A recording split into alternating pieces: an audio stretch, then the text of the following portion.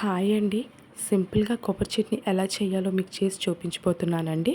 ముందుగా ప్యాన్ పెట్టుకోవాలి. ఆ ప్యాన్లోని 2 స్పూన్స్ ఆయిల్ వేసుకోవాలి. ఆయిల్ కొంచెం హీట్ ఎక్కాలి.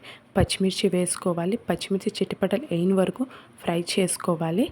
ఇప్పుడు అరకప్పు శనగపప్పు వేసుకొని బాగా వేయించుకోవాలి ఒక 2 నిమిషాల పాటు. 2 నిమిషాల తర్వాత ఇందులోకి 1/2 టీ స్పూన్ జీలకర్ర, చిన్న అల్లం ముక్క, 4 వెల్లుల్లిపాయ రెమ్మలు, కొంచెం కరివేపాకు, కొంచెం సాల్ట్, నేను ఇక్కడ కల్లుప్పు వేసుకున్నాను, అరకప్పు ఏపిన పల్లీలు. ఇవన్నీ కొంచెం బాగా ఫ్రై అయిపోగలే ఒక గ్లాస్ వాటర్ వేసుకోవాలి. ఇది ఒక 15 నిమిషాలు లేదంటే అరగంట వరకు నానబెట్టాలి.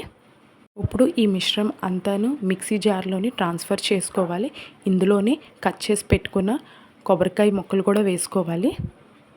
ఇవన్నీ బాగా మెత్తగా పేస్ట్ చేసుకోవాలి. అదే ప్యాన్ తీసుకోవాలి. ఆ ప్యాన్లోని కొంచెం ఆయిల్ వేసుకొని కొంచెం ఎండుమిర్చి, ఆవాలు, జీలకర్ర, అలాగే కరివేపాకు వేసుకొని బాగా వేయించుకోవాలండి. ఇవన్నీ ఫ్రై అయిపోగలే ఇందాక పేస్ట్ చేసుకున్న చట్నీకి ట్రాన్స్ఫర్ చేసుకోవాలి. అంతేనండి, కొబ్బరి చట్నీ రెడీ.